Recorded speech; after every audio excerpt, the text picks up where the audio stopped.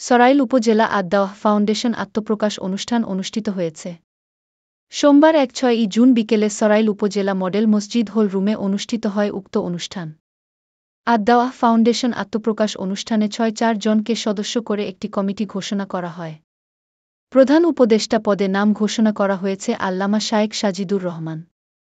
এছাড়া কার্যকর পরিষদের পূর্ণাঙ্গ কমিটিতে রয়েছেন সভাপতি পদে শায়েখ মাওলানা আজিজুল ইসলাম জালালী, সিনিয়র সহসভাপতি পদে মাওক আব্দুল মুনিম খান আনসারী, সাধারণ সম্পাদক পদে রয়েছেন মুফতি কেফায়েতুল্লাহ আল মাহদী, সাংগঠনিক সম্পাদক পদে রয়েছেন হাফেজ মাওলানা রহমতুল্লাহ নুরী, অর্থ সম্পাদক পদে রয়েছেন মুফতি নুরুল ইসলাম আইরলি।